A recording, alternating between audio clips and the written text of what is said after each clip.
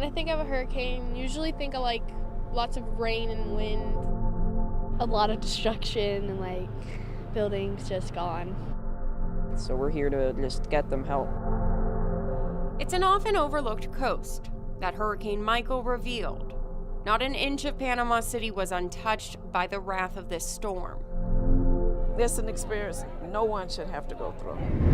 1 month later, a different kind of storm raced up the coast. 7 middle schoolers from Manatee County who wanted to help, but didn't know what they were going to face. It's like came out of a game or something. Like, this isn't normal. You guys ready? Yes, sir. With open arms and open hearts, the community welcomed these teenagers. There's a finger! Sorry. Every box filled with donated items, carried like precious cargo. Thank you so much, because you just don't know how far this will be able to go. Oh, thank you. Not only for Greater Friendship Church family, but also for the community of Panama City. But it was the 2 groups of kids blended together that may have been the highlight of the trip, playing joyfully oblivious to the devastation around them. Pride. Just proud of them. They worked so hard to make all this happen. A learning moment that never could have been taught in a classroom. Each student experiencing the destruction through their own lens. We were just talking about how we take everything for granted and how that we should really just be happy with what we have, and that we couldn't imagine ourselves in this situation. That through everything they still had hope and everything, and it's just really inspiring, and I hope that they all know that like we're there for them as well. Panama City, a coast that will be remembered for its strength and thankful for those with a giving heart. Lauren Verno, Spectrum, Bay News 9.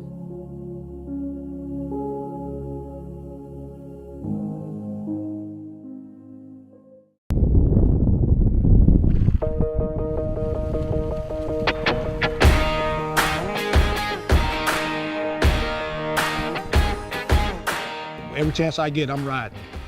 I think it's in me. When I'm out here, I'm free. Most days, they're city slickers, but give them some boots, buckles, and stirrups, and they're bucking stereotypes of what a traditional cowboy looks, acts, and sounds like.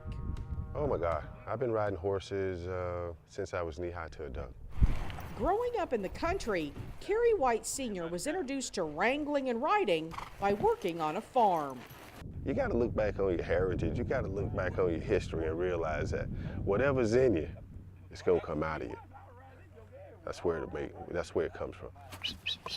Determined to share their love for horses and the history of black cowboys with the community, a group was formed. They call themselves Cowbros.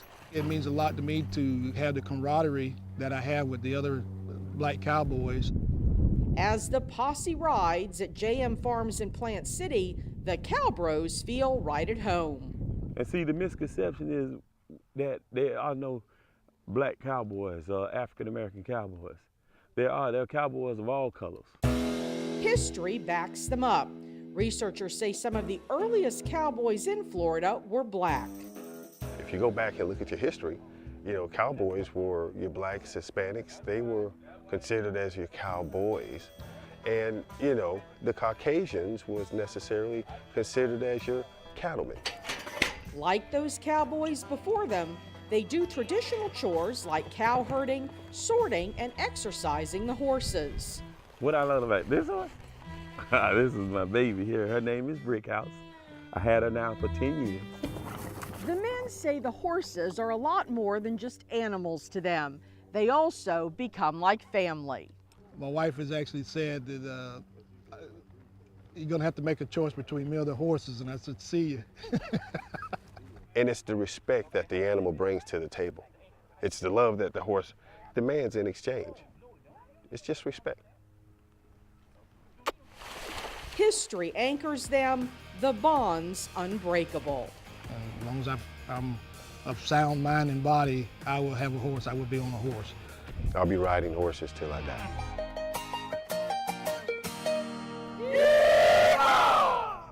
In Hillsborough County, Lori Davison, Spectrum, Bay News 9.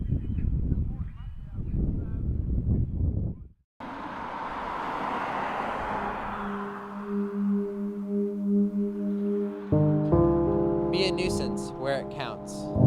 Do your part to inform and stimulate the public to join your action. Just outside of the high school that bears her name hang the words of Marjory Stoneman Douglas.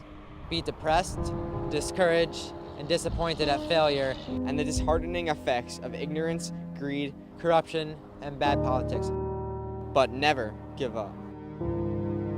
For these students, the quote has taken on new meaning.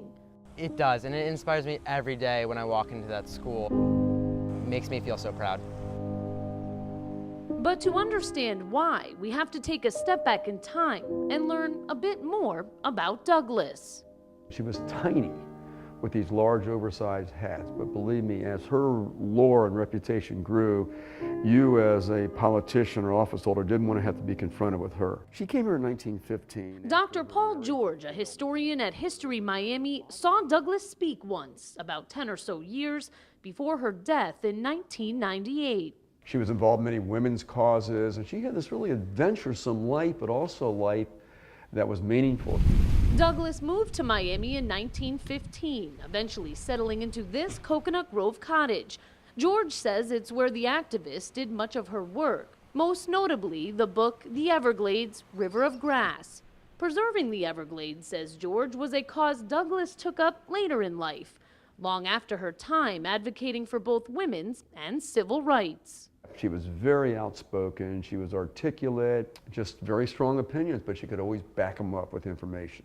Dr. George calls Marjory Stoneman Douglas ahead of her time, an unexpected force to be reckoned with. And the same could be said about the students, survivors, right here in Parkland. I just remember at 225, my life changed forever. It was surreal. It was like I didn't believe what was happening. And then after a few days, it finally hit me that 17 people died at my school.